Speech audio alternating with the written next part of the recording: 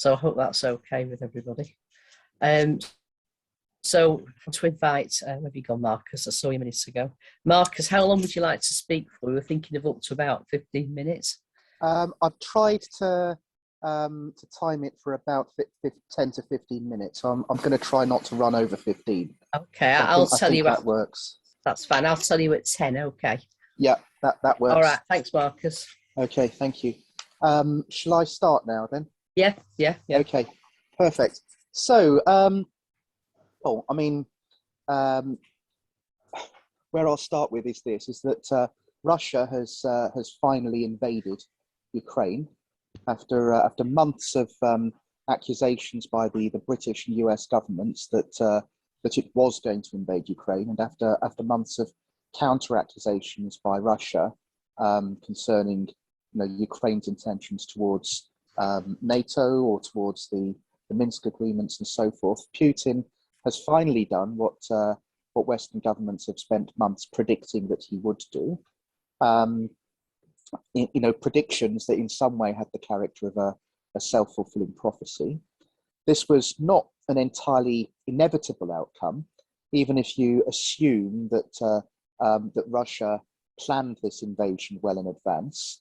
And I say it wasn't entirely inevitable because Russian and Western imperialism, if they had wanted to, could have arrived at one of their characteristically dirty deals to avoid a military conflict if they had wanted to. And instead of doing that, what both sides did, was that they spent months engaged in a propaganda war, which we can now see had the purpose of pinning the eventual blame for a war when it took place on the other side. That while the principal NATO powers were repeatedly predicting the Russian invasion of Ukraine, Russian politicians and Russian media, just as hypocritically and in just as shrill a manner, spent the same time denouncing a genocide in the Donbas, referring in particular to the regular shelling that the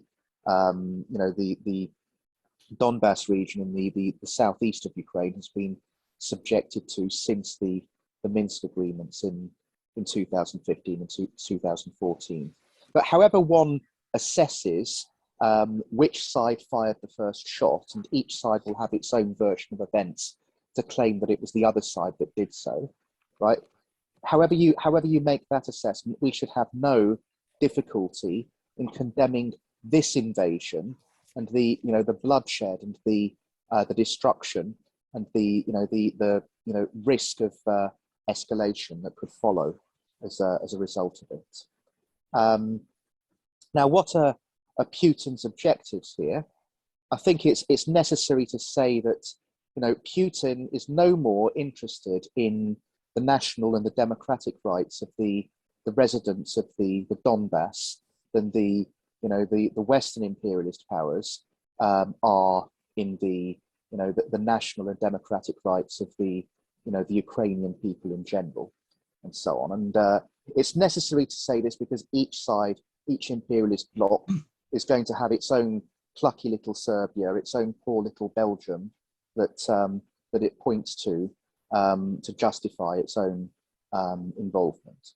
If anything, Putin has denigrated the historical memory of the people of the Donbas just as much as Ukrainian nationalists have, insofar as they're the people for whom the statement that Lenin created Ukraine is a source of pride, and he's the person who's turned the statement that Lenin created Ukraine into some sort of accusation against Lenin and into a means of delegitimizing Ukraine's very existence. Putin has spent months preparing the ideological ground of Russian public opinion for a war in Ukraine, with his narrative of Ukraine as a non-nation that was maliciously invented by Bolsheviks and Catholics, or a congenitally Nazi non-nation, one might say. His talk about the decommunization of Ukraine, when you put it in the context of his talk of Ukraine as having been an invention of Lenin or an invention of communists, suggests a set of objectives that include the conquest and annexation of Ukraine, or at least the partition of Ukraine and an annexation of parts of it. While his his talk of the denazification and demilitarization of Ukraine point, at the very least, in the in the direction of regime change. Now, if these are Putin's objectives, these are actually insane objectives if you think about it, then this could and should be Putin's undoing, because there's no way, even just regime change, forget a large scale partition and annexation, there's no way even just to implement a regime change in Ukraine without a prolonged occupation of the country, which in turn would massively turn Ukraine's population against the Russian occupiers in the way that it already has done in Kiev and other parts of the country, although noticeably not in all parts of the country so far, and that would very quickly bog down a weak Russian imperialism in a new version of the occupations that the Western powers conducted in Iraq, or the unhappy occupations that both the Western powers and the USSR in its latter years engaged in Afghanistan, and so on. And if Putin has completely taken leave of his senses in this way, and the jury's still out on that one because we still haven't seen what the full plan is just yet, then this could be the sign of a very serious social crisis in Russia, which we should have every reason to want to see develop into a movement for the overthrow of the oligarchic robber baron regime that that Putin represents. But the fact that the scale of Russia's actions in the course of the last week have been as risky and as apparently reckless as they are has led the most informed analysts to be quite shocked by their scope, because this actually generally isn't quite Putin's style. He is someone who is known for being quite cautious, quite pragmatic, quite level-headed, and of taking advantage of green lights given to him by the Western powers. And this is precisely a situation where there hasn't been a green light, at least not for something on this sort of scale. But even if you assume far more limited and far more rational objectives, like the making permanent or the international recognition of Russia's annexation of Crimea in 2014, or the preservation or the extension and the of the Donbas republics, or even the recognition of their their independence, which Russia has already engaged in, as much of a a meaningless phrase as that is, or a deal to limit or roll back the expansion of NATO. Even if you assume that Putin's objectives are far more limited and far more rational and confined to things like that, then the means by which he has set about trying to achieve them very much damages and undermines the political capital that he could have rested on, both in Russia, in Ukraine, and abroad. In Ukraine, he will suffer the problem that pro-Russian sentiment in Ukraine, of which there has been quite a lot, is undermined by the sight of a Russian invasion of Ukraine, particularly the pro-Russian sentiments in the parts of Ukraine like Odessa, like the south and east of the country, that were hostile to the regime that was brought to power in the events of the Euromaidan protests in 2014, and that his invasion drives in that way otherwise friendly or neutral Ukrainians into a frenzy of national unity and national sentiment. The way that all wars and invasions and occupations ultimately do, and the way that you can expect to see happen in Russia as well if the war starts to come to Russia. And 10 minutes, Marcus. Okay, and in the same way, it's damaged his standing with his allies, including China, and with potentially neutral European parties like Germany, that has shifted away from its previous support, from its previous opposition to involvement towards support for sanctions, and it's strengthened, quite predictably, pro-NATO sentiment in a lot of former Soviet bloc states. But also the brutality of it has provoked an anti-war movement in Russia that has met quite predictably with quite savage repression.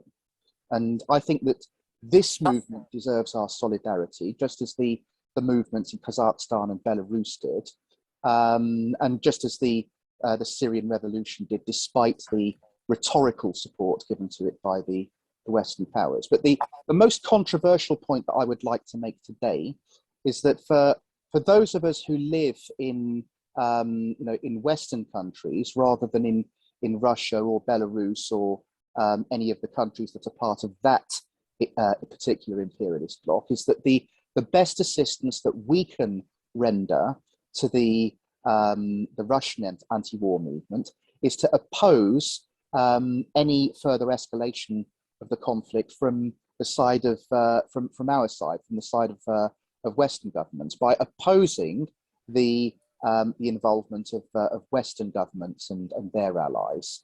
That we've got a principal responsibility to to oppose the actions of our own governments, because those are the governments whose actions we're in a position to do something about. And by that, I don't just mean direct intervention, because I don't think that the principal NATO powers are in the mood for a direct war with Russia right now, but also sanctions and military supplies and the rest of it.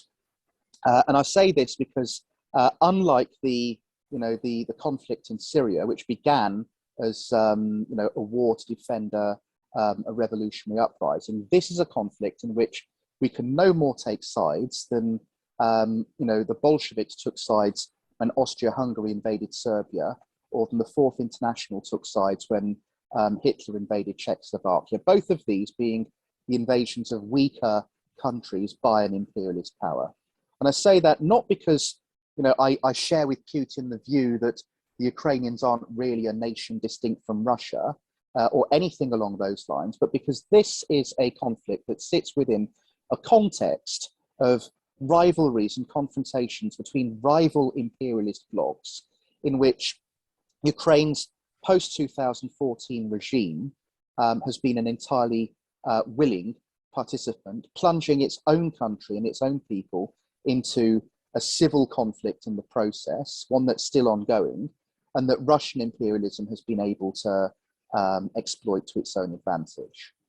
The NATO powers might not want a shooting war with Russia right now, but they will happily stoke a proxy war in Ukraine that the Ukrainian and Russian peoples will pay a price for, and whose consequences could lay the basis for future wars and rivalries, like the war in Syria already has done.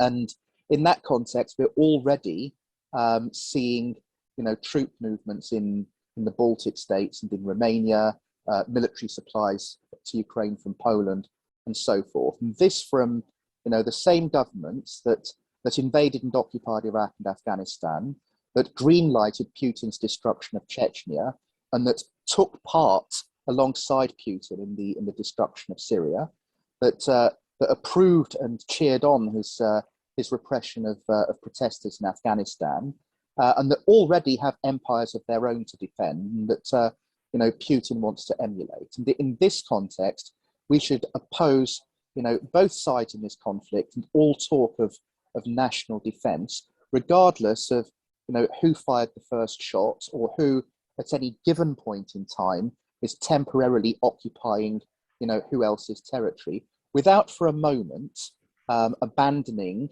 the defence of the national and democratic rights of all peoples, including, the people of the Crimea and the people of the Donbas, who have rights just as the Ukrainian people do, and that in every country that is involved in this conflict, directly or indirectly, we should use the social crisis created by war to build a movement to end war, through a struggle for the overthrow of the ruling classes, whose system makes these wars and repetitions of them an inevitability.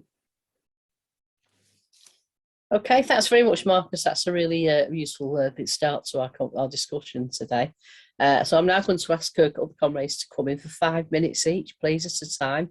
If you want to come into discussion, please put your hand up and I'll keep a note of the order in which the hands go up. We can keep to 5 minutes. That gives there's 46 people here. It gives as many people as possible a chance to speak. And then maybe we can give you another go later on. So the hands are popping up. So can I ask Bob to come in first, please, Bob Archer? You're muted, Bob. You need to unmute yourself. Am I there?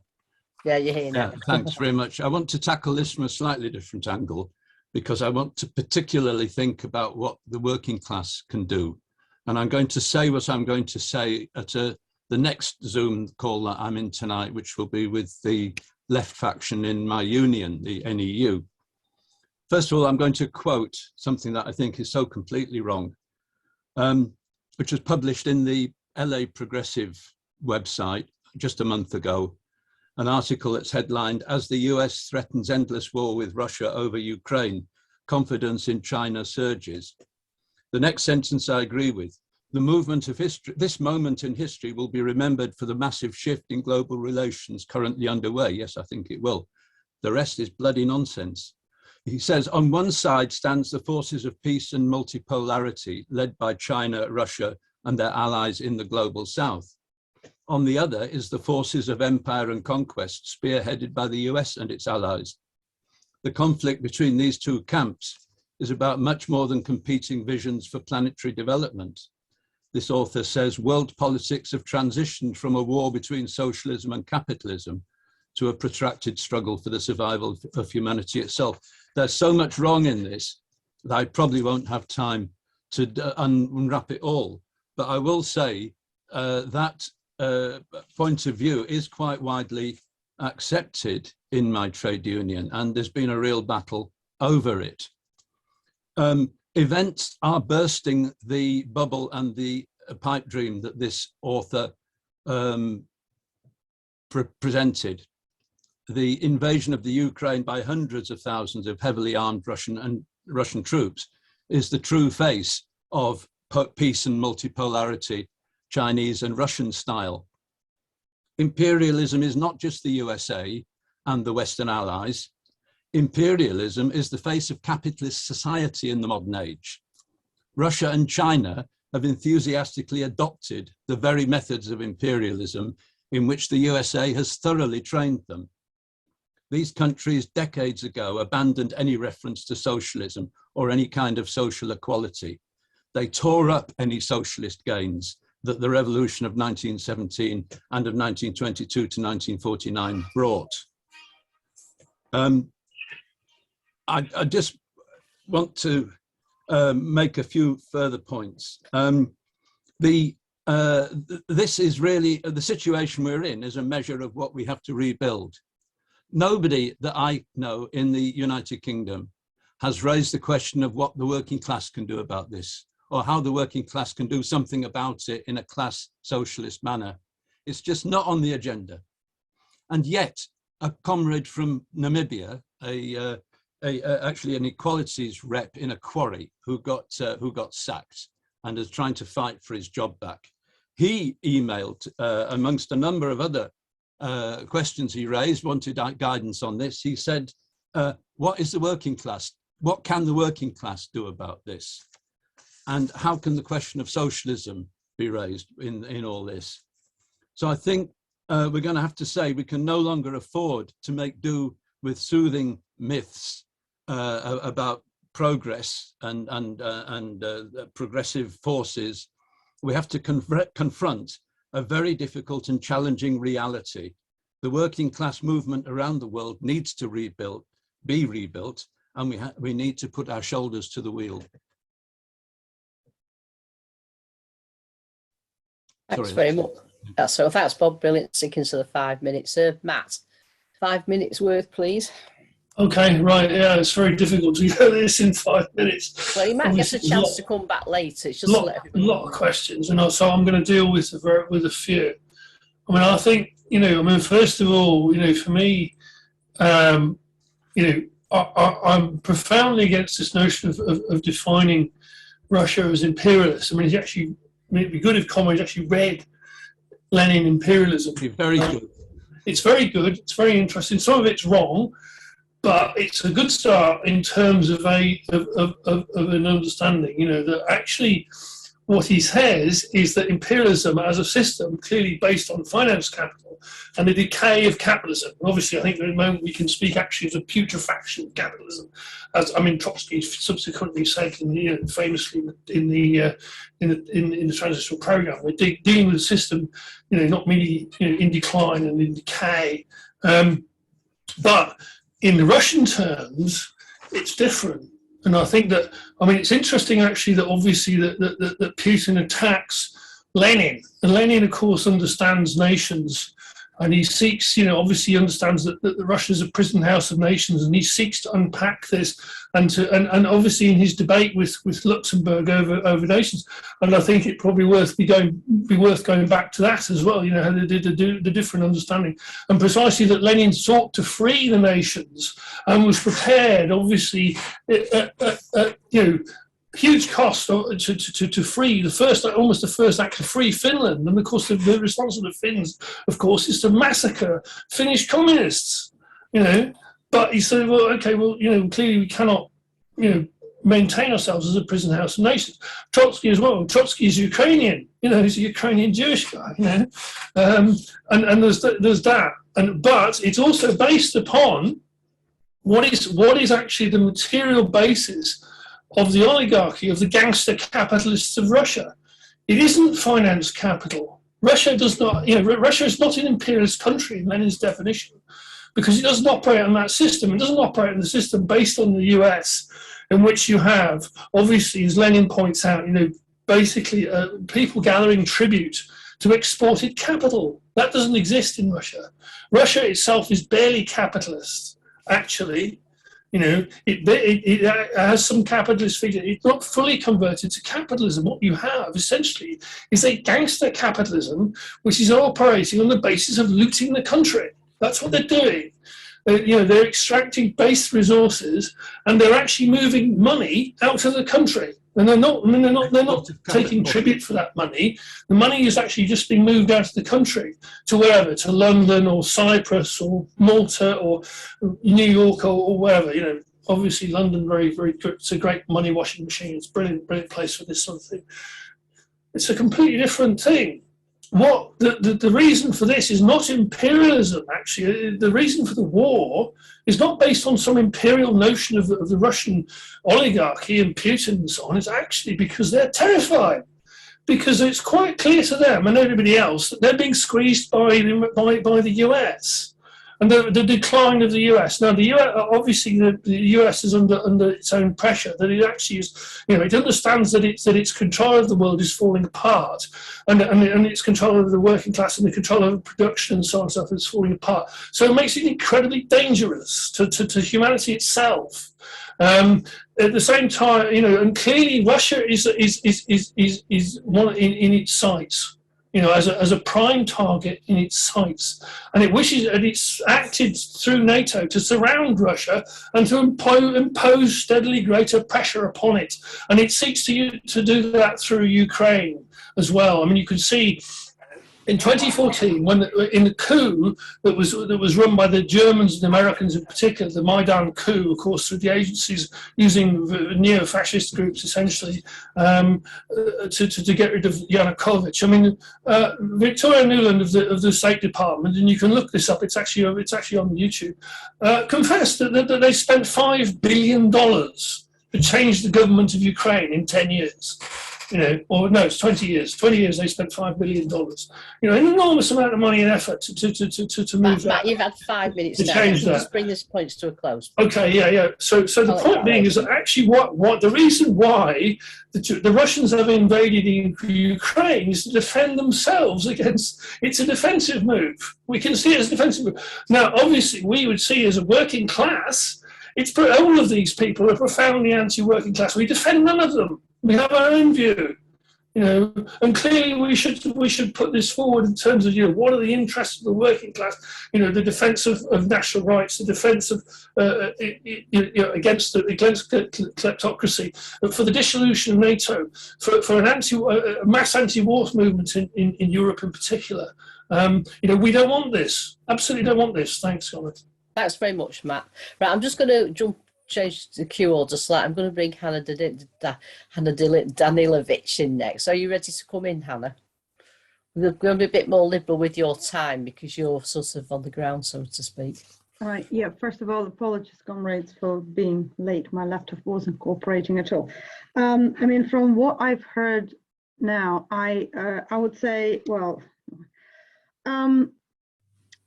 my personal view on it, as someone who studied the region and for so long, and someone being from the region, well, first of all, I would not agree that Russia is imperialist.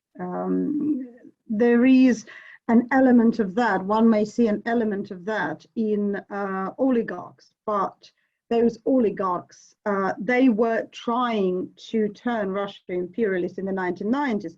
When their power was enormous with Yeltsin. However, then after Putin came in and he consolidated power, he pressed on regional governors, most of whom were actually oligarchs by then. Then that attempt actually failed. And I tend to actually agree quite a lot with Matt here on why Russia went to war. Well, the thing is, Russia, to me, honestly, it looks very similar in a way to those school shootings in the United States, because, most of those shootings are done by kids who are being bullied and they just snapped. So it looks exactly the same way. The whole bullying process started even before the Soviet Union was dissolved. It started during Perestroika. When everybody understood that the Soviet economy was crumbling. And then after the Soviet Union was dissolved, Russia was bankrupt. And therefore it had to accept what the West was basically giving, the scraps, the corporations coming in and basically turning it into another third world country, forever bankrupt, begging for scraps.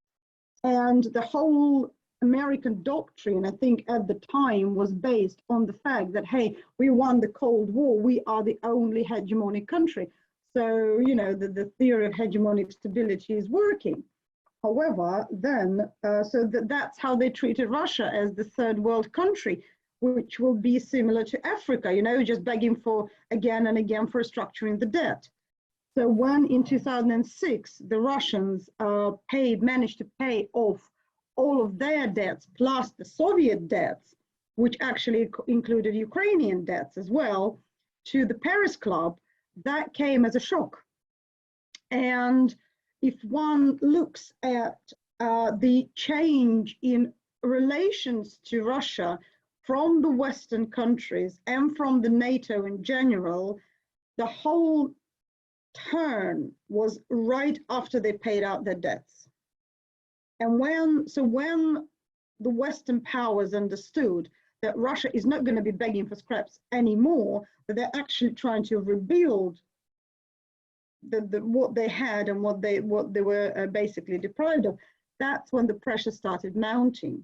And initially it was small stuff, but then when Russia did not bite and did not bend for them, then it escalated to sanctions. Which didn't work, actually. My personal view, they actually did Russia an enormous, they benefited Russia enormously because they managed to rebuild the agriculture, which beforehand was non-existent since the end of the Soviet Union. And right now, Russia is the biggest exporter of many agricultural products in the world. So sanctions actually backfired. Well, when that didn't work, we actually see that the old Cold War playbook was taken out, and it started doing it again, without even thinking that, well, actually, the environment has changed, political map has changed. And so they tried applying that playbook again in under different circumstances. And the pressure was mounting and mounting and mounting. And well, and the Russians snapped. Instead of trying to be friendly, because at one point when Putin first assumed power in 2000, he actually asked Bill Clinton if he wouldn't mind that if Russia joined NATO. And Clinton basically laughed. But no, you know, it's for countries that matter, you don't. Well, instead of being that, they just said, okay, well, guys, you don't want us. Why do we want you? So that's just my view on that. And at the end of the day, I mean, the events that were building up to this war, it was pushing and pushing and pushing. I mean, when Biden was giving deadlines, oh, the war's going to start next Wednesday. Oh, God, no, it didn't. Right. Okay, so we're moving the start of the war to next Wednesday. Oh, God, it didn't. Right. Okay, so it's going to be next Wednesday. And it was pushing and pushing and pushing. Well, they were poking the bear. They got what they wanted, to be honest. So that's what it is.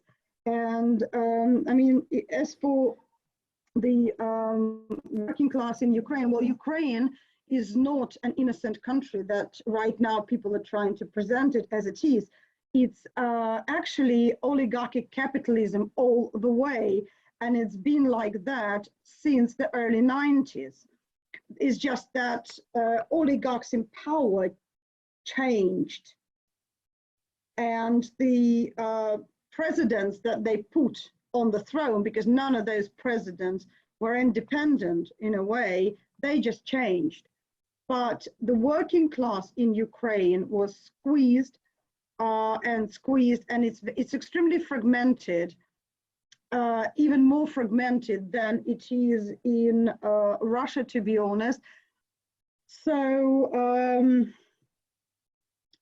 right now, I don't think that Ukrainian working class actually realizes itself as a power, and is just people trying to get by.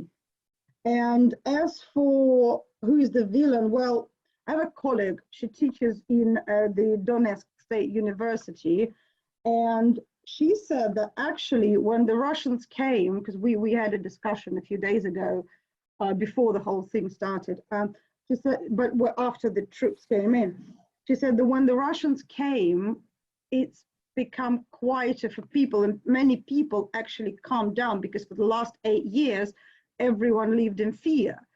For the very simple reason, the Ukrainian troops, who surrounded Donetsk, they were mostly they mostly consisted of ultra-right nationalist battalions who would come in, kill whoever they want. They didn't care, children, women, elderly. They would come into the village, set the village on fire, kill whoever they want, and then go back behind the front line. And that's what was happening. And they could come, you know, to Donetsk and do exactly the same thing. So people were living in fear. And they said that actually people in Donetsk and in Lugansk, they actually welcomed the Russians because they thought that, well, finally, we can sleep at night without being, you know, fearing that someone will come into the house and simply kill you because of, you know, who you are. And that's the opinion of a person who actually lives there. And that's what it is. So right now, I mean, as I said to David Hemson a couple of days ago, well, Belarus has been de facto occupied by the Russian troops for almost 2 months now, because they came in for a joint exercise, they never left. And the idea among people is that Lukashenko is no longer controlling anything, the Russians do. And guess what? That never made headlines. The occupation of a neighboring country never made headlines. Why? Well, we don't have any resources, to be honest. We don't have Ukrainian resources. We don't have Ukrainian lands. We don't have Ukrainian seashore. We don't have Ukrainian coal. We don't have other resources. So who cares? And Hannah, I'd just like to bring lots more people in. If you'd just like to wind up just for now, and hopefully we might come back to you later on, because I'm sure you'll be able to comment on what the comrades so just to sort of sum up, in my view, it's not as clear cut as the media is trying to present it is. And when Putin speaks of denazification of Ukraine, well, actually he has a point. Considering who is in power, he has a point. So that's my view, comrades. Thanks, Hannah. That's a really useful insight. Yeah, that's great. Thank you. That's really useful insight into what's going on. I'm sure, the comrades will comment on that. So I'm going to have to take everybody back to 5 minutes now, because a lot of hands up. Felicity, can I ask you to come in next, please? Sorry. Trying to get in. Yeah. Sorry. Still not working. Yeah, sorry. Yeah, that was very interesting from Hannah. Thank you very much. I don't want to make a long contribution. I do incidentally think that Russia's imperialist, but I mean that's a discussion that will take some time to discuss. And the role of the oligarchs in Russia, in Ukraine, and often the same oligarchs in Britain, the intertwining of those three ruling classes is especially at a finance level, is really, really high. And of course, Putin was best mates with Trump, wasn't he? So not that proves anything, but it's an interesting way to look at him. But the reason I wanted to actually make a contribution is I put in the chat a statement from a group called the Transnational Strike Group. These are a group of people I've come into contact with through my work with the European Left Party, but particularly through a group called Clara from Czechoslovakia. And these are young socialists. They are active in trade unions, especially in founding trade unions amongst new sets of workers, amongst migrants, Eastern European migrants in different Eastern European countries, and in their work with the Afghans who were stuck in the Polish forest, not being allowed to go any further in and not allowed to go back where they'd come. So they were literally starving and having to get, in the cold of the winter. So they're a bunch of activists, and I think their statement is really very good, and I'd like people to look at it. It talks about the basics and the class basis of the situation. It talks about the fact that, sanctions seem to be an innocuous issue, but actually has brought great poverty to many countries and to the working class of many countries. It talks about the impact on the environment of war and this particular war, and many other internationalist positions. I think it's a really good statement, and I think that, some people might like to get their organizations to sign that to make it an even more internationalist one. Incidentally, it was published, I think, in 5 Eastern European languages. So it's, it's one well worth looking at. These are the people, on the ground, or some people on the ground, in this particular struggle. And I do think we need to be listening, as we listen to Hannah, we need to be listening to the voices on the ground. Thank you. Thanks, Felicity, and thank you for being brief. We have got 8 hands up at the moment, so I'm going to have to be very strict about this 5 minutes each now. And also, if you think you want to speak, I'd advise you stick your hand up now and I'll put you on the list. So, Steve Freeman, you're next. Sorry, just thank you, Pam. Just to be as quick as I can. First of all, just to say I'm in solidarity with what Marcus said. I liked his analysis at the beginning. And if I had a question for him, it would be to find out more, which I think is really interesting, what is going on in the Donetsk and Lugansk People's Republics. I just can't seem to find much about. The one story is that they were genuine people's movements, but they've been kind of taken over and turned into puppet regimes. So I just haven't found out about that. So I'd like to know if you could tell us anything about that. And then secondly, I also agree with what Bob Archer said about imperialism, and I support his analysis of that, that imperialism is a world system and that nobody's outside that world system. You have got spheres of influence. You've got a hierarchy or pecking order. China, that wasn't in it at one stage, now is one of the major imperial powers of the world. America is a declining imperial power. Russia has to be part of that, as does the European Union. We have to look at all of those aspects of what's going on, and that war is baked in to imperialism. War is not because people fell out with each other or were unreasonable. It's got its own logic within the competitive nature of the system, which is why you can't really stop it with this or that policy. It doesn't mean it'll start tomorrow or any particular day, but it's in the logic of the situation. But I wanted to make another different point, which was that when Lenin was arguing about this, imperialism and democracy are opposites.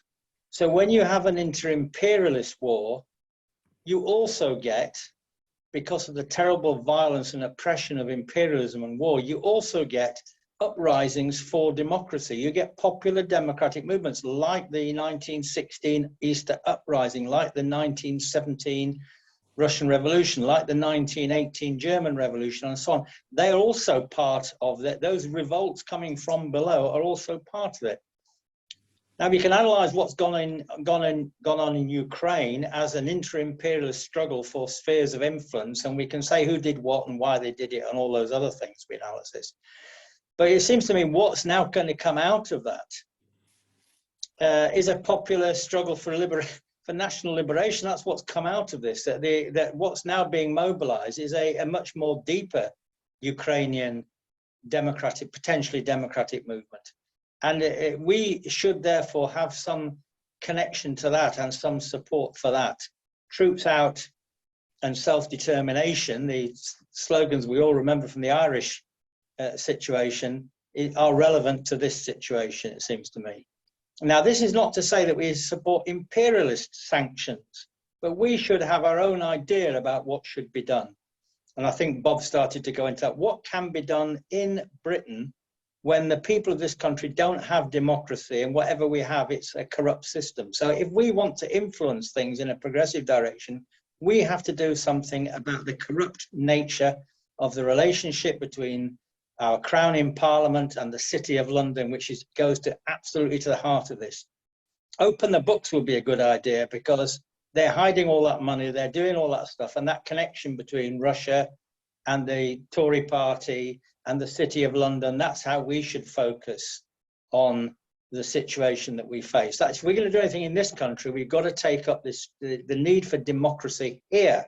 And we need, because the left has not done anything like that. The people in Ukraine now are going to have to fight with arms in hand to restore their rights, which it seems to me is what they're doing now against massive odds. And the hope that they've got is with the working class in Russia, is with the working class movement here. In Russia, we have to look to that movement. And we've also seen what's happened in Ukraine is not unconnected to what happened in Belarus, the crushing of the democratic movement in Belarus, and the crushing of the democratic movement in Kazakhstan. Now, that's probably my 5 minutes gone, Pam. So it says pretty much, yeah, sorry. That's where. So, yeah, that's my kind of take on it. We have to support troops out now. We have to support the self-defense of working class people in Ukraine against this imperialist invasion, which is what it is. Okay, thanks very much, Steve. Thanks for sticking to the 5 minutes. Right, David Hempson, you're next. Hi, thanks, comrades. I think we've had some beginnings of a really excellent discussion. I want to just deal with 3 points. First of all, I don't think it's possible to have a continued occupation of any country which is a nation, which stands up as a nation. It's not possible. And particularly it's not possible in Ukraine, which has a large land mass and a tradition of guerrilla struggle against the Nazis in the past. In other words, the body count for the Russians is going to be rising proportionately. But these people who are being subjugated, and that's what's happening in Ukraine, or as Hannah explains, you know, not angels. It's not very nice. And particularly, I could say that in the postings I've made and had responses in South Africa, people are putting up the fact that apparently, and getting onto trains or the metro in Ukraine is children first, women next, men next, and blacks last. Black people are excluded until right at the end and often miss the train because of that. Now, this is incidents like this, you know, show that actually what's happened in, let's say, post-war Eastern Europe is actually a complete, it is so far from a liberated society, it is just a new form of despotism. And particularly, I just want to raise this point, that the Nazis and the existence of Nazis throughout Eastern Europe was partly perpetrated or kept up by Stalin, because if you were not exactly anti-Soviet, well, if you're anti-Soviet, you'd be shot, but if you're anti-Semitic, you were able to continue. And I've got some very interesting examples from people who went back to claim their grandfathers as heroes, and they were being celebrated as heroes and liberators of their countries, and found the most despicable, horrendous organization of pogroms and so forth. And yet those people had carried on into the post-war period. And so there's lingering tolerance of fascism. It was not denazification as there was in Germany. Throughout Eastern Europe, the trials of that time just show that's a fact. Just to clarify this, that you can be oppressed, but also be oppressing others. And this is some points we need to raise in our discussions, you know, with those in struggle. Secondly, I think it's been raised, and I forget who, that we are seeing a breakup, you know, of the international balance of forces at the moment. So I think it was, I forget who raised the question of multipolarity. Well, even that multipolarity is breaking up because the attempt to build a kind of axis between Russia and China is already being broken down, with China abstaining at the Security Council and leaving Russia, you know, to fight for itself. And I think that we're going to see strains between all major capitalist countries, whether we call them exactly imperialist or not. But just to touch on this question of imperialism and the current balance of forces, I think it's my perception, and I'm just watching every day to see what's happening. I believe that the Russian military is not in good shape. You'll see a posting I've made about that. And I do believe that the fact that they've not subjugated, this is with the most advanced military possibly in the world at the moment, with an enormous advantage in terms of concentration of power and specialization of battalions and the like, and that they've not made more progress and not taken Kiev yet. And Kiev's not very far from the Russian border. That is truly astonishing. And it shows the weakness actually of Russian imperialism, if you can put it, imperialism in this sense, that it seeks to conquer the nations around it and to reestablish greater Russia. And that is an imperialist concept which is embedded in Russian history and which is actually not happening in the sense, and we could see the final balance of forces being adjusted, because as in the Russian, the war that led to the 1905 revolution with Japan, they could find, a fact that you cannot continually subjugate a nation. That will have enormous impact, at home. Just one last point in terms of what is the working class perspective. I think comrades have raised it. We have to point out that Putin and the oligarchs have been nestled, they've been protected by capitalism in London particularly and in New York.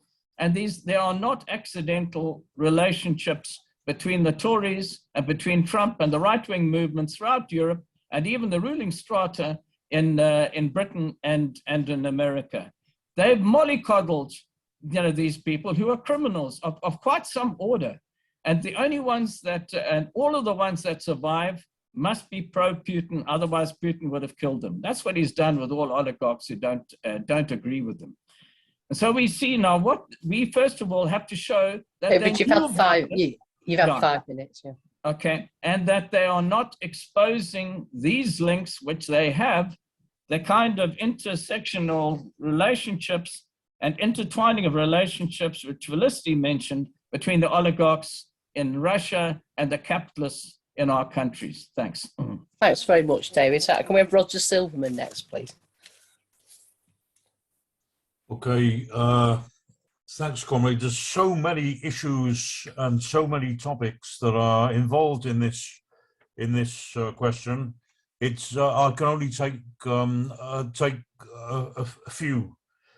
I would like to say first that what this whole crisis shows is the weakness and the crumbling foundations of both the West and of Russia, both sides. One of the motivating factors, at least for the timing of this intervention by Putin, was the collapse in the authority of the USA, their rout in Afghanistan, and so on. He felt that the time was a good time to intervene, but at the same time, we see it's actually the weakness of the Putin regime is going to be enormously accelerated and exacerbated by this, by what's happened. That we see that there's, for one thing, the uprisings in Belarus and in Kazakhstan, who were the closest allies of Russia. They must have really shaken the outlook of Putin and partly motivated him to make a show of bravado and so on. But I also would like to say that, I mean, the whole thing, there's been this question has been raised about whether Russia is imperialist and so on, and I think we shouldn't be too pedantic about this. The question is, if it's not imperialism, it's a pretty good imitation of it. And that Putin started by hypocritically by claiming to be standing for the right of self-determination for the people of Donetsk and Lugansk, which was utterly cynical. And after all, for instance, tens of thousands of Chechens died fighting Putin precisely for their right of self-determination. But Putin quickly abandoned that excuse, and his war aims shifted to regime change in Kiev and at least the permanent partition of Ukraine. And to justify it, he has dredged up the most barbaric heritage of Tsarism. The Bolsheviks liberated the enslaved nations of Tsarist Russia. They granted them statehood and autonomy up to and including the unconditional right of self-determination, of secession, and which actually took place. They even created alphabet for the first time for previously solely vernacular languages. And in the complete and utter rejection of that democratic tradition, Putin has explicitly resorted to Great Russian chauvinism and Russian Orthodox medievalism, rubbishing Ukraine's very national identity, dismissing it as an artificial construct, as he said, created by Bolshevik communist Russia. He said, we're going to show you what decommunization means for Ukraine. A completely outrageous threat. As I say, a good imitation, if nothing else, of imperialism. And meanwhile, he even cynically hypocritically tries to justify himself by talking about the need to fight fascism. This from the spider at the center of a vast worldwide web of fascist and far-right conspirators, including, of course, his American stooge, Trump. And he's motivated by a determination to enhance still further the right of plunder for Russia's gangster plutocrats. But as I say, he is particularly motivated also by fear of his crumbling authority at home. And what's interesting is that this already within the first few days, we've seen quite courageous protests from within Russia. We've seen, by the way, signs of a split in the even in the officer caste. There's one actually very prominent hardline Stalinist, if you like, unreconstructed Stalinist general who's come out against this. But we also see there's even reports of mutiny of one section of the Russian military. And of course, we're seeing unexpectedly high initial casualties. And these are all ominous warning signs. Incipient splits at the top are always evidence of a coming groundswell of discontent from below. And we could well see that that this adventure of Putin's in Ukraine could be as catastrophic to him as the war in Afghanistan was for Gorbachev. But what about the Western powers? We must equally expose their hypocrisy. The USA doesn't want regime change. They waged countless coups, invasions, and wholesale wars to impose regime change on countries throughout the world over half a century. And in the more recent period, the EU brazenly broke up Yugoslavia at the cost of massacres, ethnic cleansing, and civil wars. They absorbed the West absorbed former Warsaw Pact countries and even former constituent parts of the USSR into NATO, bringing NATO right up to the borders of Russia. They promoted color revolutions in a range of countries. So I'm not talking about the downfall of the Tsarist regimes. I'm talking about the color revolutions of the 2000s, including the within Ukraine in 2014, where they fostered the growth of open fascist paramilitary forces like the Azov Battalion and others. And their only motive is the exploitation of the population and the economy, the rich agricultural, industrial, and energy resources of Ukraine, and of course to consolidate their strategic advantage. And as comrades have said, the Johnson regime in London is completely like the Trump regime thrives on the patronage of the Kremlin plutocracy. London is awash with rubles, infested with Russian billionaires and so on, and they're just hoping that they can pick off the rich booty, if you like, from Ukraine once the Russian intervention has collapsed. So I think it encapsulates, this whole crisis encapsulates the crisis of every part of the world situation. It doesn't mean, of course, never necessarily that in the short term that it's going to be positive. The repercussions of that, for a time, the West will feel triumphant, and will, as we see already, that it's given it the pretext to enormously boost its military and so on. But it's all part of the general decline of the modern world into a state of crisis and collapse, and prepares the way for the huge movement ahead to the socialist revolution. Thank you.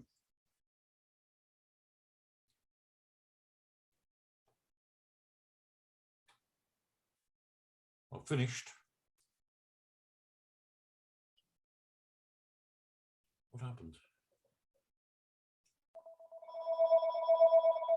Is the chair still here?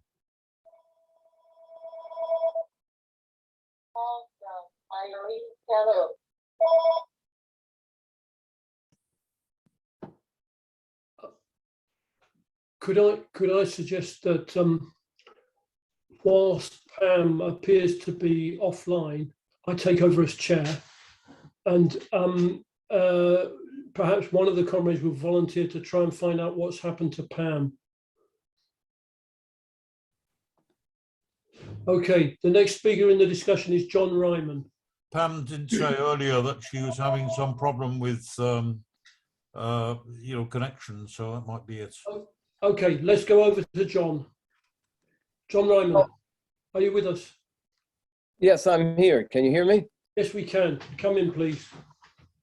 Well, comrades, when I was in the CWI, they used to quote Trotsky as explaining that perspectives gives the advantage of forethought over astonishment. And I think that really hits home in the present situation. We saw for weeks, if not months, the majority of socialists scoffing at the prediction that Putin was going to invade Ukraine. They pictured, and they also, and I'd like to note in that regard, that not everything that Putin does is simply a reaction to Western imperialism. He's also reacting to his own internal dynamics, including the balance of class forces within Russia. We have to understand, which the great majority of the socialist left refuse to even consider, and to this day refuses to consider. We have to understand that there's a reason why Putin is the central organizing force for fascism throughout Western Europe. In fact, the Ukrainian fascists are probably the only fascists in Europe who don't support Putin. I'm not saying Putin's regime is a fascist regime, but there's certainly elements of fascism within it, and that is a huge appeal in the rest of Europe, and in fact the rest of the world. The same left, all up until the moment of the invasion. Up until then, of course, they were scoffing at the potential for it. That same left saw NATO as the one and only enemy. They just ignored the threat of the fascist-loving Putin regime. Others gave credibility to Putin's claims that he is going to, that he's protecting Donbas by contenting themselves with just simply calling for a referendum as to the status of Donbas, without explaining anything about under what conditions it have to be held. And I'm quite sure that in the coming weeks, if Putin's invasion succeeds, that he will be very happy to have a referendum in Donbas.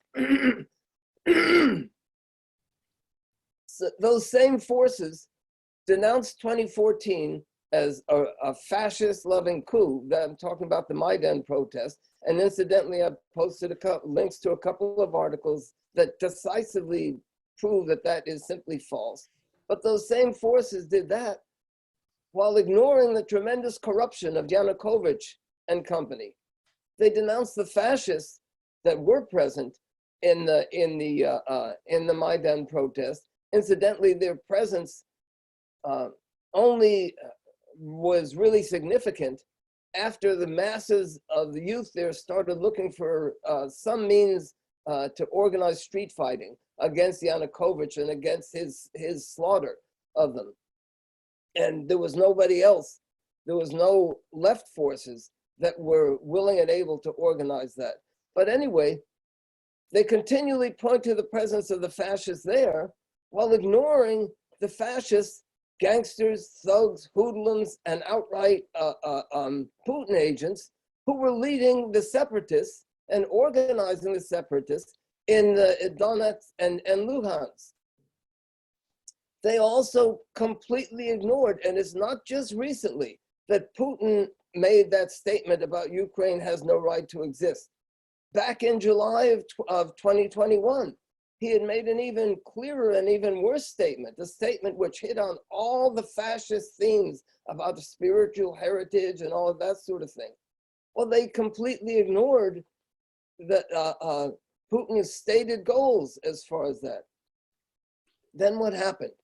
You had this invasion, and the entire world just about reacted in horror. You had protests. You've had 5 minutes, John. Okay, well, there's a lot of other things I was going to say. I would just like to make one comment about the situation in Ukraine, and the situation there. From the videos that I've seen, just cries out for fraternization between Ukrainian people and the workers in uniform, the Russian troops. And it's no coincidence, of course, that Zelensky refuses to organize or encourage anything like that. But we must do that, and on the basis of socialism and on the basis of an independent working class voice. Thank you, John. Next speaker in the discussion is Themos. Yes, I would approach the whole point from a different perspective. And I don't want to get enmeshed in the specifics and the morals of the moment. I think the first thing we have to discuss and understand what is the nature of today's world. And today's world is deeply in the most literal sense monopoly capitalism. Monopoly capitalism in the way Lenin defined imperialism. And we have seen that if we see that book today and replace all the specifics of that period with today's, we'll see that what he says still stands. And it's unavoidable that imperialists, that's the monopolists, the monopoly capitalists, they share the world between themselves, sometimes peacefully with agreements, sometimes with war, depending on the changing balance of power. And this is what has been going on for the last decade or so. And we have seen the way the West approached China, the way the West approached Russia. They were trying to encircle them, they are trying to limit them, they are trying to take up what they were trying to build. What were they trying to build? They were trying to build their own empires on their own ground for their own monopolies. And it's very wrong to see it in the old style of opposition between the West and the USSR. We are talking about monopolies again. But at the same time, we should not see that Russia is the bad guy and the West is the good guy. It has nothing like that. Russia is Putin is, I would call him the Bonaparte of Russian capitalism.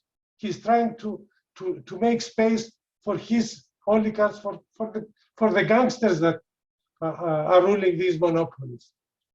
And Ukraine was one of his red lines. Georgia was another. And the West knew that. So trying to take this from him, it was bound to lead to this. And the West knew that. I'm not going to go on this because I have other things to say. We have to remember what Trump was doing with China. Trump turned his own problems, the economic problems of the West, on China. And he was, if you remember, he was accusing Biden of colluding with Ukrainian oligarchs. And he was. And Biden still has these links with Ukraine. Doesn't mean that the people of Ukraine are not, they don't deserve to have their nation. They do. But we should also think, what will the outcome of this conflict leave us? If the West succeeds, even if Putin is overthrown at some stage, what will happen? It will be a throwback to the West domination. It will be a strengthening of imperialism, and we should be very careful when we start concentrating our fire on Russia and how Putin is and what's happening there. We should say all this, but what we should concentrate really is to concentrate on what's happening in the West. And that's where the game is being played. If the West fails there, then if anything, if any change happens in the West, that will be it will open up completely new possibilities for us for the working class, for socialists. And up to now, what's happening? The West is succeeding in one thing, re-establishing the US as the dominant power in the West. And Thomas, you've had 5 minutes now. Yeah, Sorry. this is the failure of the European capitalism, which cannot really exist independently. Thank you. Thanks very much, Temos. It's Richard Brenner next, please. Thank you. It's been a really interesting discussion. I agree with a lot of what I've heard. I agreed with a great deal of what Themos said as well. Look, I want to argue that this is an inter-imperialist conflict. Now that seems at one point to be an odd statement, because clearly one imperialist power, Russia, a rising imperialist power, a weaker imperialist power, but an imperialist power nevertheless, according to the economic and political definitions that we stand by and its actions, has attacked Ukraine. Yet we have to take all of this in context as a totality. It doesn't mean that we are in any way supporting the invasion of Ukraine or Putin or Russian imperialism, to recognize also how the leading imperialist powers in the world have played their role in all of this. And that draws the consequence for the working class that we do not take sides in this war, that we oppose the war, that we oppose national defense, that we fight for the rights of refugees, that we fight in our own countries to oppose sanctions, to oppose the supply of weapons, to oppose and to expose secret treaties and commercial deals that have that exist. Now, some argue that it's whataboutery to say that this is actually NATO that's part of the problem here, and that we're just trying to detract attention from what Putin is doing. Not at all. Not at all. This is all part of the composite picture. Since 2014, which was not the benign event that some argue it was, but was very much a pro-Western coup, which by people who wanted to define Ukraine as very much less than the sum of its parts, and who set in motion ethnic conflict in the East. Nevertheless, in 2014, the US gave a certain amount of support to the pro-Western government, but Obama refused to provide the level of military aid that the Ukrainian government continually demanded of it until 2017, when Trump actually signed a huge deal in which a vast amount of military aid was delivered. This year, now we see masses of military supplies from Britain, from America, and now even from Germany. We see the EU cutting off all airspace in Europe to Russian commercial airliners. We see sanctions, we see the SWIFT system, which you will have read about, but also, very importantly, more than $600 billion of Russian central bank foreign reserves are being cut off to the Russian central bank, which will prevent them from doing what Ben Bernanke did in 2007 and 2008, and using their foreign reserves to bail them out when the run on their currency deepens, which will mean a collapse in trade credit, as well as huge problems of hyperinflation and supplies for ordinary Russians. This is an act of military, an act of economic war on Russia. Now, it is not to support Putinism to point out that Ukraine and the Ukrainian government has also played its role in this, and not just the extremely neoliberal and far-right tinged governments of 2014 that allied themselves with neo-Nazi militias and put neo-Nazi leaders in positions in the security apparatus, but also the government of Zelensky. Yes, I know Zelensky came to power arguing for an end to the war in Donbas and a decentralization of Ukraine. But in the process, he put forward a law which would have seen the autonomous status of Donbas, which was agreed at the Minsk II Treaty in 2015, removed in favor of a unitary but decentralized Ukraine. Now, this obviously was a red rag to a bull as far as people in Donbas and Russia is concerned, particularly when the Ukrainian regime then stationed more than 100,000 soldiers on the border of Donbas. Incidentally, that may be the reason why Putin has deployed his troops in such a way as to try to encircle them. Of course, the same pro-Western commentators that were arguing that it was a lie that Ukraine had mobilized in this way are now pointing out that too many Ukrainian troops are on the border of Donbas to be able to resist the other incursions, particularly in Kherson. So we see all of that, and we see the flouting of Minsk, encouraged by the West. We see a military build-up in Romania and in the Baltic states by the NATO powers, and we see the remilitarized, the increased pace of the militarization of Germany announced today as well. So it is, deliberate. I won't say cynical, but deliberate blindness to say that really that NATO is not really involved in this, that the sanctions aren't really very important, that the military, there's no war. All it's saying is this can't be an inter-imperialist conflict because World War III hasn't begun yet and America hasn't declared war on Russia. Well, I mean, that's not the bar that we have to clear in order to notice that there is more to this than just Russia fighting its, as Marcus put it, poor little Belgium, in the case of Ukraine. Does this mean we are not in sympathy with the people of Ukraine? Of course it doesn't. Does this mean you have 5 minutes?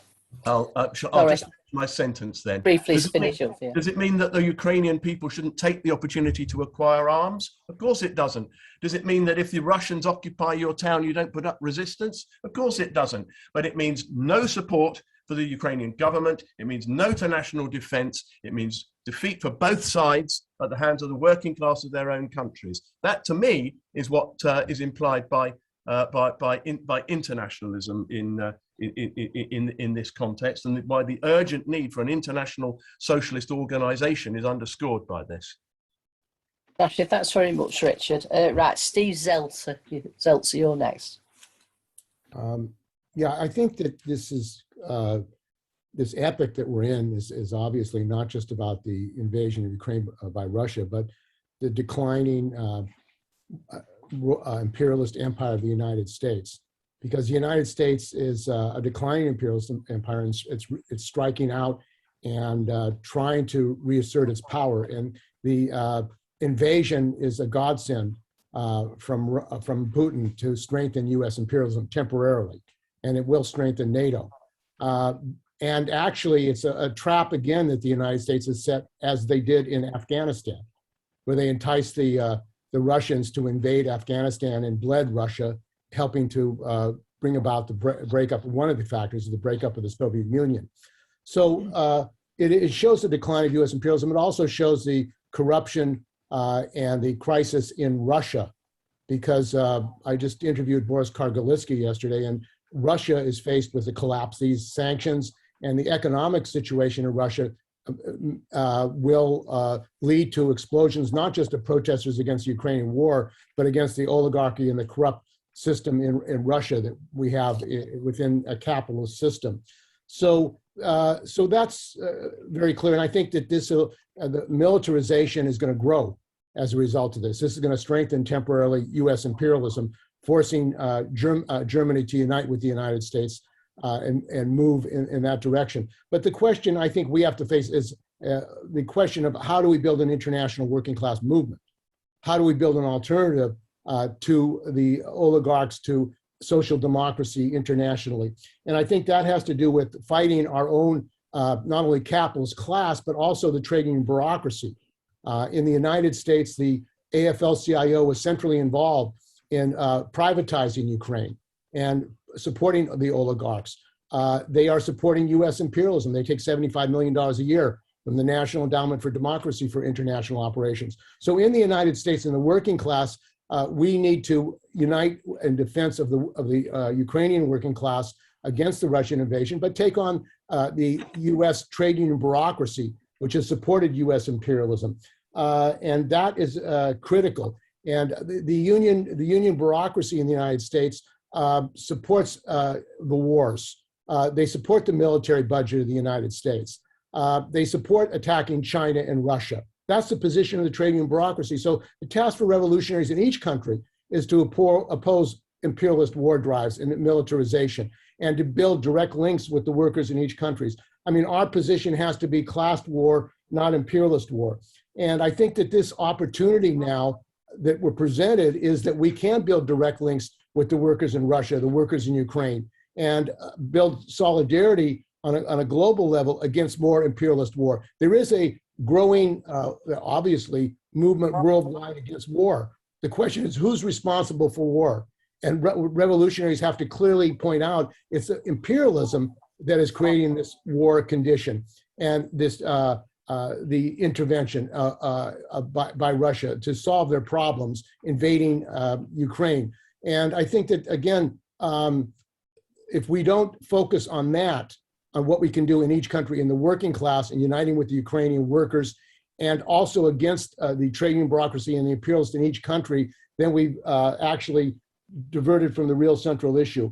The question of what's going to happen, I think in the United States, this will, as I said, strengthen temporarily US imperialism. So I think the need is for a global struggle against imperialist war, against the invasion of Russia, and against the imperialists who support these wars in every country.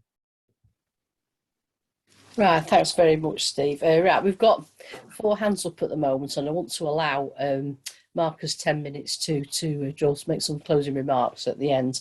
So I think after these 4, we won't be able to take any more speakers. Can I ask everybody to be really concise and stick to the 5 minutes, please? So Finn, you're next.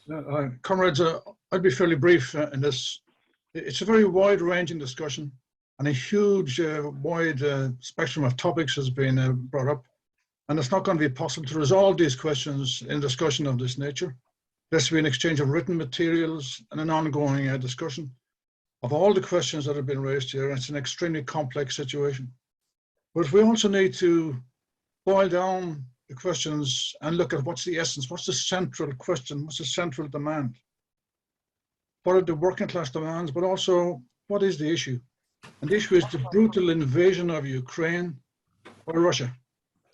And demand number 1 is for the withdrawal of Russian troops from Ukraine.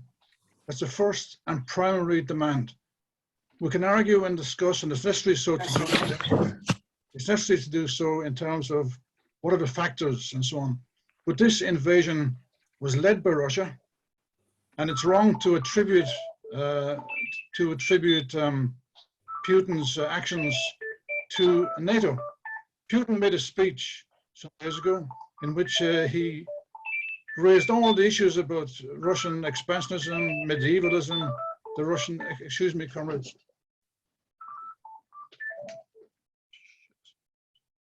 I'm sorry, the phone was ringing and I switched it off.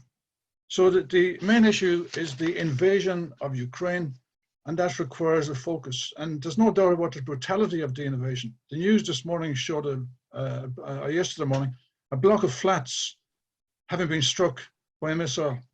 Hundreds of thousands of Ukrainians are leaving the country and fleeing the war. We can argue a lot about all the different complexities, but that's the central question that we face now. The national and democratic rights of Ukraine against the brutal military invasion and onslaught by Putin and his army, and that has to lead to the demand for the withdrawal of that army. Now, it's one thing to demand it, it's another thing to achieve it. I think the resolution of the problem lies it's an international question, but the immediate thing is within Russia. Russia is an undemocratic state. Parliament is only a rubber stamp. There's no independent media. If the best way to defend, the best way for the Ukrainians to defeat the invasion is for the Russian working class to change the system within Russia. That's a far more successful endeavor than to look to NATO to resolve the problem. Comrades, I'm sorry, there's something wrong with my phone here. Was this in a buckets of water? I'm sorry, it just kept coming on. So the best way to fight this invasion is for the Russian people and Russian workers in particular to rise up and to defeat the oligarchy and the regime of Putin within Russia. But I conclude, I said I would be brief, I will conclude in the point that I began with. In all the discussion about the nature of imperialism and so on, which is all very important, and by the way, it's not just between Russia and the United States. There's rivalry between the American capitalists and the European capitalists. The EU and America are in dire competition at the moment, and the US is succeeding. US capitalism is gaining an advantage over European capitalism. So this inter-imperialist rivalry exists in a quite wide scale, and it's just more acute at the moment in terms of the Russian invasion. But going back to the question I raised at the very beginning, the withdrawal of Russian troops and the ending of this brutal incursion by Putin and his army into Ukraine is the first and foremost question. And the people who are now fleeing for their lives in the Ukraine are doing so because of the actions of Putin, not because of the actions of NATO. NATO is an issue, but we can't attribute what happens in Russia to the provocations, purely the provocations of NATO. Putin has his own ambitions for Russia, and Roger is correct to say that Putin is more afraid of an uprising in Russia against his regime. And by the way, his popularity is getting very shaky in Russia at the present time. If they got bogged down in a guerrilla war in Ukraine, which is inevitable, by the way, if he does occupy Ukraine, they'll be defeated by the guerrilla actions of the Ukrainians, and that in turn will cause the downfall of the Putin regime. And that's where the resolution of the problem in Ukraine lies, the defeat of the Russian bureaucracy by an uprising by the workers and the people in Russia itself. Thank you, comrades. Thanks very much, Finn. Richard Miller.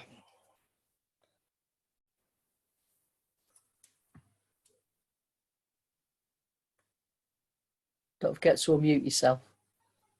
Where's he gone? Richard, we can't hear you. You're muted, Richard. Can you unmute yourself? Can he hear me? Richard, we can't hear you.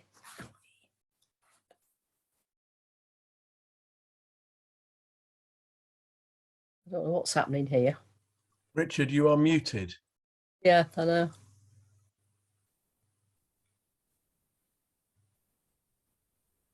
Right, well, while Richard sorts himself... Oh, have you sorted it now?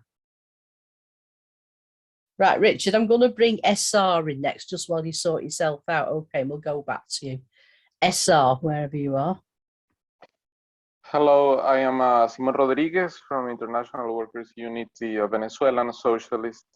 And thank you for the invitation. I want to very quickly just state that as Russia evidently is an imperialist country, sometimes people point out to definitions in Lenin's imperialism, superior stage of capitalism for a definition, but really tend to confuse what the definition of imperialism as a historical stage is and the definition of an imperialist country, which in that same text refers basically to the dominant capitalist countries of the world. And in the current configuration of the capitalist world, it would be, I think, there would be no real basis for denying that Russia is a dominant country economically and especially militarily, given its invasion in Syria, the current invasion in Ukraine, its interventions in Kazakhstan, in Belarus, And the fact that it operates and it conceives its role in the world as having a zone of influence and also acting beyond it. For example, it has troops in Venezuela, it has mutual defense agreements with Cuba. It really operates as a very aggressive country. It has a capitalist class, which is, of course, powerful. But even if it wasn't, just for argument's sake, if we consider that Russia is not an imperialist country, it's clearly the aggressor.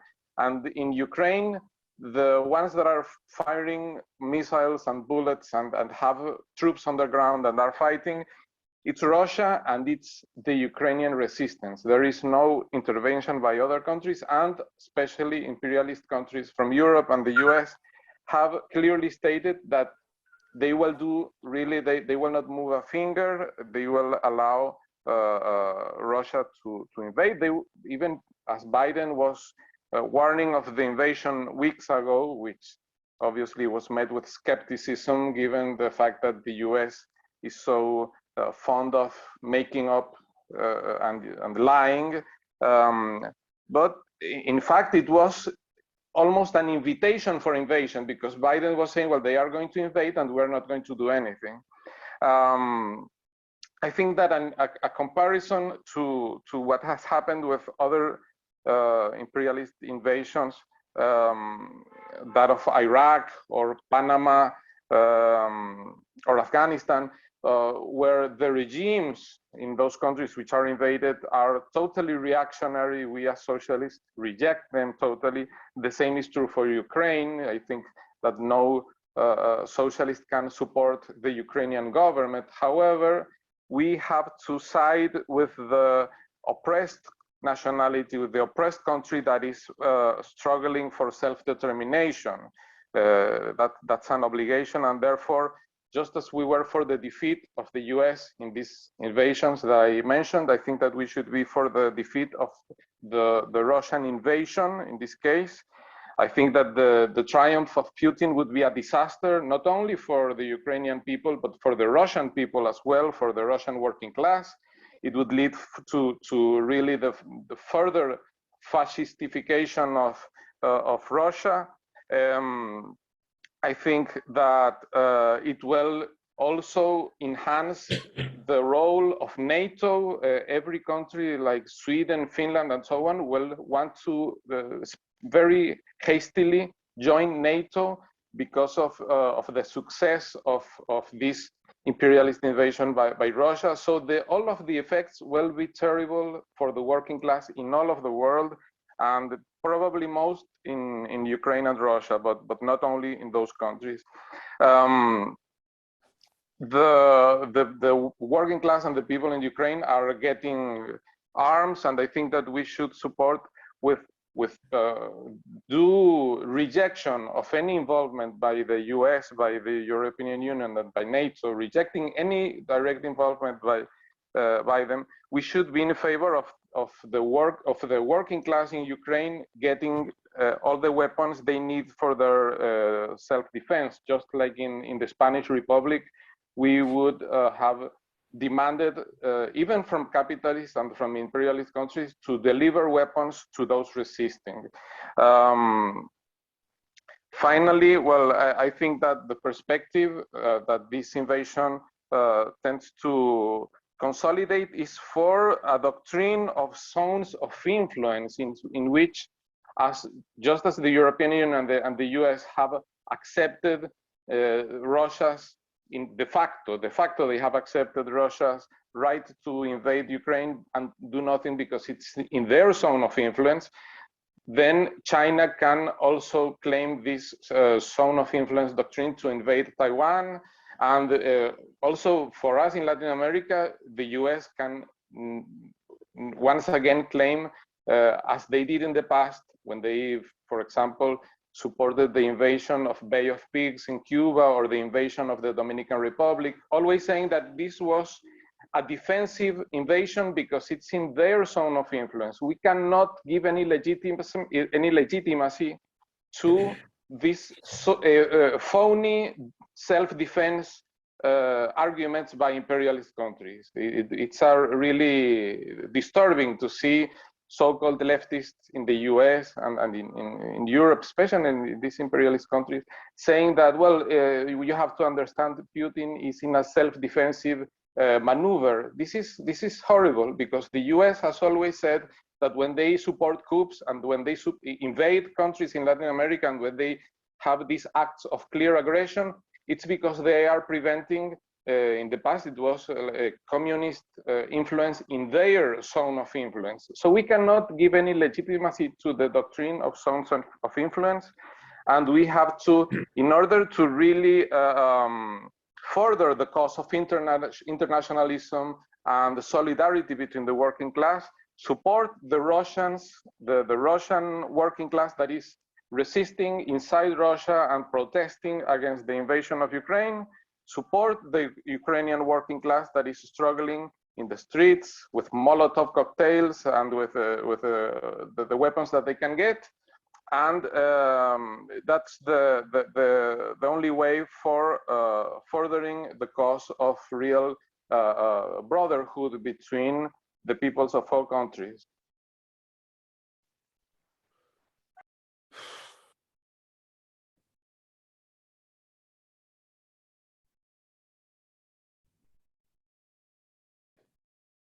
I don't know if we've lost Pam again. Oh, there you are.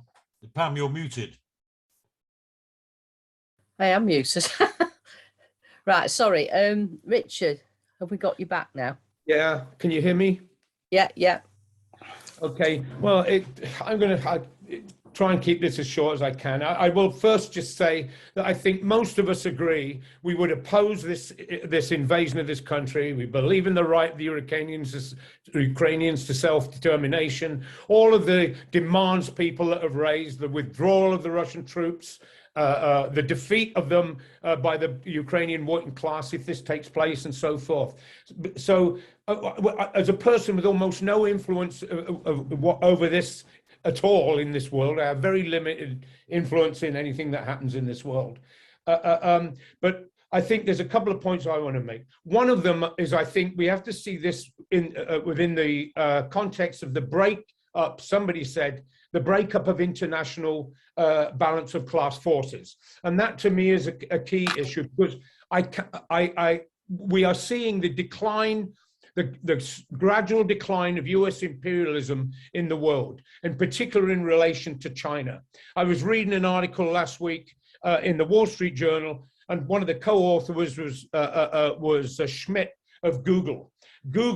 And it turned me to, they're calling on the US to spend more on technology because China is far more ahead of them on 5G. The US has no infrastructure interest and builds no infrastructure and invests in no infrastructure outside its own country. China has, Huawei has about 30% of it. So there's this pressure from China in particular, but it's this, this is happening within this context of the great power over the last decades beginning to lose its influence. And look at Afghanistan as an example of it.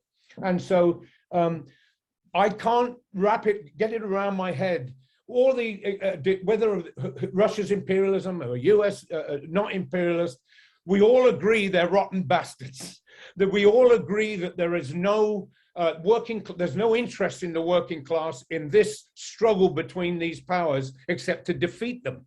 And but I cannot see, and I agree with much of what Richard Brenner said. I do not, and to say that NATO's not a point here. NATO is the US. NATO dictates the policies, or has a huge influence of the policies of EU and the policies of Ukraine. It's impossible to think not so. And it's surrounded Russia with weapons. It's got weapons all around it. And so while obviously we know what Putin is, he's a thug, we know he comes out of the KGB and all of these things, and he has aspirations. Russia has aspirations, but I just do not see them as the same. And I do not, I think that, I think that while I say that, I think they have a point, whether it was Putin or anybody else in the face of NATO, which is the US. And so I agreed with the points that are made around that. We should, one of the demands we should have, if we have demands at all, because I don't, if we have demands at all, should be the dismantling of NATO. But I want to point out that I feel we all agree on basic things, the basic things like the working class has to, this is the big thing, gap here. There's no independent working class voice. There's no international working class organization. In the United States, so we would support, we support protests. We're verbally doing it here. Support the protests in Russia. Support protests around the world. Encourage them as best we can. We all agree with that. In the United States, but this is the big weakness, the lack of the voice and the power of the working class. That's what has to happen. And in the United States, to be quite honest with you, I think there's a big difference that some people in the UK anyway don't get with here in the United States. I hear people in the UK moan about the Labour Party. Well, try being here in the United States and our media, which is so powerful and controlled. And in terms of the US, this is another added thing in relation to the fear that the US capitalism has, is there is clearly a beginnings of rumblings of a movement of the American working class here around the question of unionization. There's a shift. There's thousands of small strikes, walks off the job, attempts to unionize here. The big obstacle here is, one, the trade union bureaucracy, the left, which has basically no significant influence in the working class, whatever, who are a cover for the labor bureaucracy, or almost overwhelmingly a cover for them. And so there's this struggling to figure out where we go and what and where to go from here. It's quite nauseating for, all right, I can't hear you, but I can see what you said. It's nauseating for me to see people all around me in my small town with praying for Ukraine, Ukrainian flags. Remember Fallujah, what the US did in Fallujah? I'm not using whataboutism, but it's quite nauseating, this sudden love for Ukraine here. But so I guess I just want to make those few comments. There's been so much here in this conversation, and I just wanted to contribute that to it.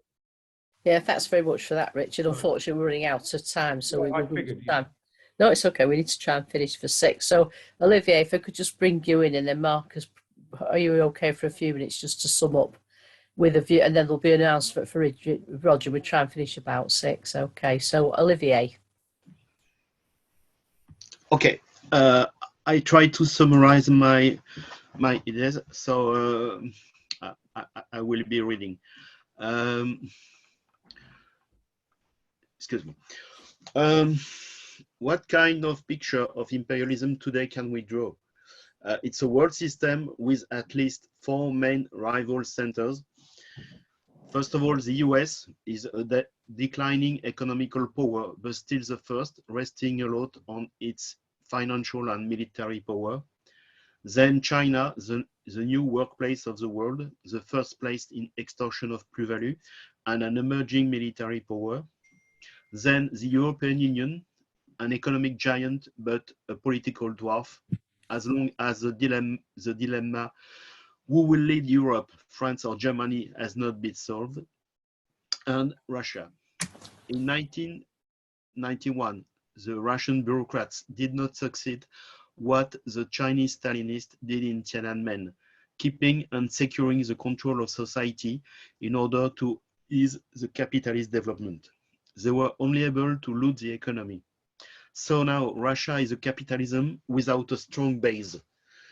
Its 2 pillars are the military, the army and the military industry, and the extractive economy. So it's not enough. So Russia must strengthen its grip on former colonies of the Russian Empire, whatever it was, Tsarism or Stalinism. So Russia does that on Belarus, on Ukraine, on Kazakhstan, on Georgia, and so on. So the capitalist class, the Russian capitalist class, the famous oligarchs, are in a situation similar to what were Germany and Japan on the eve of World War II. We must start with the national question. Russia has no right to impose its view upon its former colonies. 2014 was not a coup instigated by the US and NATO, but a popular uprising against one oligarchic government who wanted to obey to Moscow, not to the popular will who want to be into the UA. All the stuff about Maidan, Crimea, Odessa, Donbas, the Ukrainians Nazi, and even the Ukrainians Nazi Jews are Russia pseudo-anti-imperialist propaganda broadcast all over the world by RT, all the red-brown galaxy and the Stalinist remnants. We are in face of a classical conflict between an ex-colonial country and the ex-master. The democratic right of self-determination is the basic starting point. That's why the popular reaction for defense of the country is so strong in the face of the Russian military machine. If that was not the case, the affair would have been closed in 48 hours. We must insist on 2 points. We are in a global imperialist system whose Russia is a part of, and presently the villain, but the contradictions of Putin's are part of the system. The solution is in the defeat of Putin. So the overthrow of Putin will save the Ukraine from national domination, as it will save the lives of dozens, thousands lives of Russian young guys. A defeat of Putin will not be a good point for the US, because it will be a victory for the workers of the world. A victory of Putin will strengthen all the reactionary anti-working class forces in the East as well as in the West, in the East as well as in the West. The basic starting point for Marxists is, in Ukraine, taking the arms against the Russian invaders and pushed to a popular organization in the way of what was the National Guard at the time of the Paris Commune. In Russia, opposing the war, sabotaging the war effort, those two actions are converging with one same goal: beaten Putin, out Putin. We are Marxists, not anarchists. In all circumstances, we deal with the question of power. And I will stay there, and I will use about all the stuff about NATO, and that David is only allowed to defend himself against Goliath with a duly certified non-NATO supplied slingshot. That's all. Thank you. Oh, thanks very much, Olivia. That's brilliant. Excellent. Right, I'm assuming, Marcus, you'd like to come back and make some closing remarks. I know it's impossible, if you can do that in about 8 minutes. I'll see what I can do in 8 minutes. I don't think I'm going to be able to answer everyone's contributions. No. Try to answer the ones that I thought were relevant. I might start with the question of what is imperialism and is Russia imperialist? Matt and Hannah on separate occasions raised that question, but also I think Bob and Roger did. And I have to say, I'm actually quite a fan of Lenin. I think that Lenin was right on imperialism, and I think that his pamphlet on imperialism as the highest stage of capitalism actually does provide us with a framework for understanding imperialism in the 21st century, as well as in the 20th century. And it's for that reason that I think that today's Russia is an imperialist power, a weak one, a weak and rising imperialist power, but still an imperialist power. Because if Tsarist Russia, which also didn't export capital significantly except to the regions under its direct domination, but which did engage in wars and annexations and so forth, was an imperialist power, then today's Russia certainly is. And the 5 points that Lenin described for understanding imperialism, the emergence of finance capital, the export of capital, wars and annexations, the redivision of the world and so forth, they're not supposed to be a shopping list that every single imperialist country possesses in full. They're a description of the imperialist system as a totality, as a whole. So in that context, to say that Russia is barely capitalist, first of all, I don't think that's quite true. I think that corrupt oligarchic capitalism of the sort that you see in Russia and in Ukraine and in other post-Soviet countries. That's what capitalism, and looks like in today's world. I'm afraid, outside of the the developed metropolitan core. But you could just as easily have said that about Tsarist Russia, which was one of the most backward countries in Europe at the time, and which Lenin still regarded as being an imperialist country.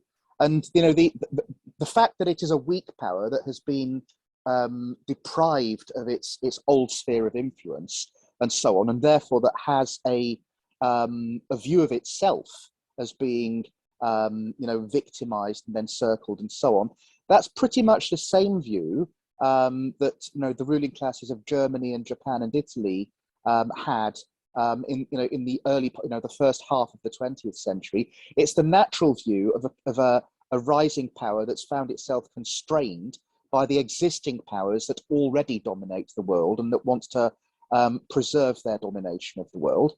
You can understand how it would look like that from the standpoint of a Russian capitalist class or a Chinese capitalist class. That doesn't mean that we have to echo the same thing. Having said that, I would also agree. I think it was Richard Mellor who said this, but I would also agree that we have no interest in taking sides between any of these powers, whether it's Russia or China or the West, or even the regional powers that try to play the same game in their own immediate backyards, like Iran, like Saudi Arabia, like Turkey, and so forth. The interests that we stand for, I think Themon made this point as well. But the interests that we stand for shouldn't be, with one imperialist bloc rather than another, with the weaker ones rather than the stronger ones, or with the more democratic ones versus the more authoritarian ones, but with the international interests of the working class. And in that situation, I think the picture that a couple of contributors painted of rising and declining powers, of a breakdown of the old international world order, the one that followed the collapse of the USSR. That's the picture that we have to start to understand in today's world. When people talk about a multipolar world, a point that Bob brought up, when people celebrate a multipolar world and credit Russia and China with being its promoters, what they're actually celebrating is inter-imperialist rivalry. They're celebrating the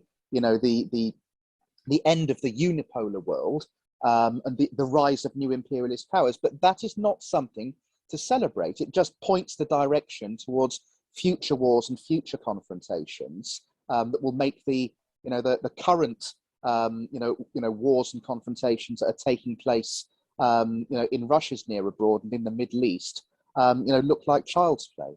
Now, in that context, what are the things that the working class can do?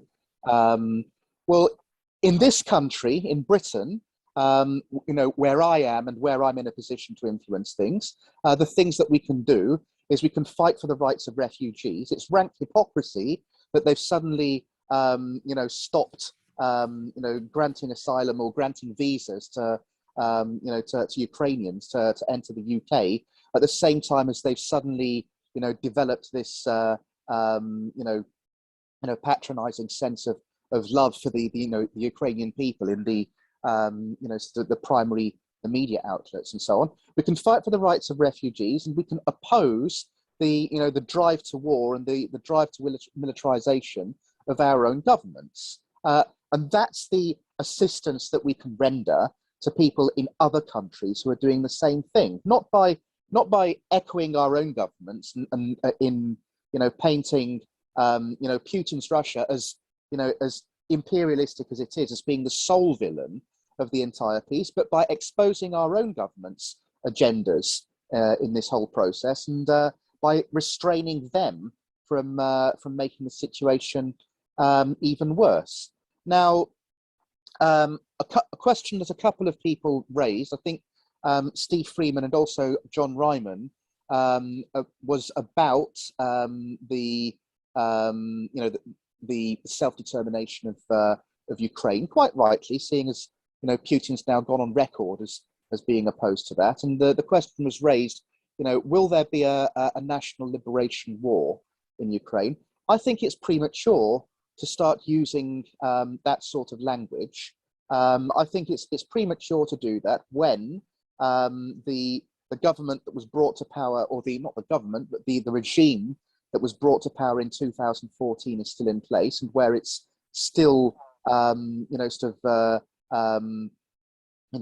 engaging in the same provocations of its minorities that provoked a civil conflict at that time.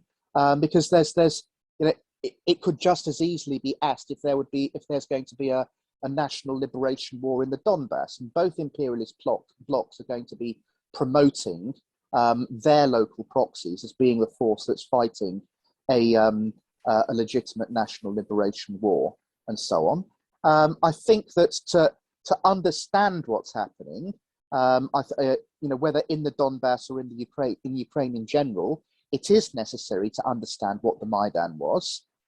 It is necessary, I'm afraid, to understand that it was at its core, a reactionary movement that could only possibly have brought about divisions within Ukraine's population between the elements who look to the Soviet legacy, and the elements for whom the Soviet legacy was something to be rejected and fought against, and that that's the situation that's provoked a rebellion in the Donbas that Putin was able to exploit, and that set of divisions is one that still exists. If Putin has done one absolutely huge favour to West Ukrainian nationalism, and in much the same way that he's done an absolutely huge favour to NATO, then it's that his invasion of Ukraine strengthens a Ukrainian and anti-Russian national sentiment, at least in those parts of the country where people are receptive to that to begin with. And in that context, you can talk about a frenzy of national unity and a frenzy of national sentiment. I don't think that's the same thing as talking about a national liberation war. I think you would have to have a different, alignment of forces for that to be something that that we could talk about, or that we could talk about socialists in some way trying to bring themselves to the head of such a struggle. The responsibilities that we have in the situation that currently exists is one of undermining the war drives of our own governments, and in the belligerent countries that very much would involve fraternization in the way that John brought up earlier. But that is a very different matter from supporting the war that the Ukrainian regime is currently waging. Just as in the wars between France and Germany in the 20th century, there would have been a difference between taking part in the resistance to the German occupation and the Vichy regime, which ultimately people had to in the 1940s. There would have been a difference between that and supporting the war drives of Laval and the Popular Front government in the run up to 1939. So I'd just like to end with this note, and that is that there's been an awful lot of discussion online and elsewhere about the meaning of the phrase "the main enemy is at home," and I don't think it's entirely surprising that there has been, because it's a phrase that has been used and abused an awful lot to justify an awful lot of very indefensible things. But I think it's worth emphasizing that what it doesn't mean is that the only enemy is at home, that it's only our own governments, or it's only Western governments, for example, that are responsible for wars and occupations and exploitation and poverty and so forth. It doesn't even mean that it's only one particular set of governments that have done the worst of these things. In fact, you can make the observation that rising powers generally have to engage in more visibly shocking and brutal actions precisely because they're rising powers, because they don't have the reserves of past conquests to rest on, the way that the more established powers like Britain and like the USA and like France and so on have been able to.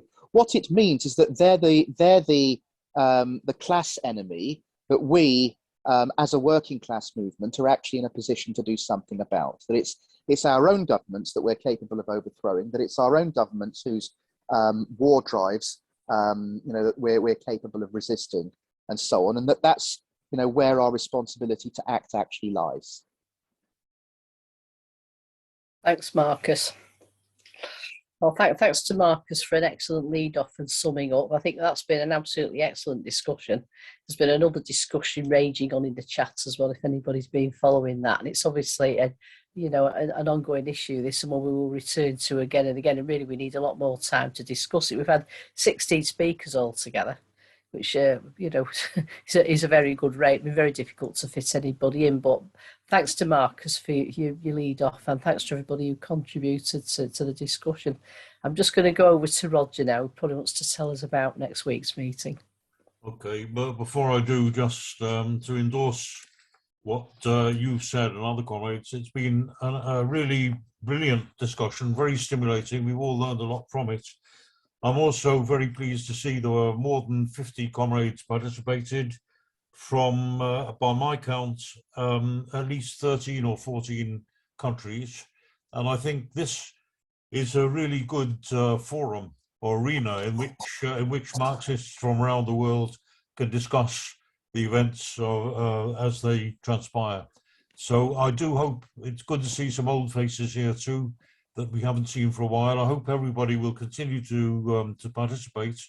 And next week, we've got a comrade, Roberto from Italy, is going to speak about the situation there. So I look forward to seeing you all next week. Thanks, Roger. Well, with that, I think I thank everybody for your attendance. See you next week, and I declare the meeting closed.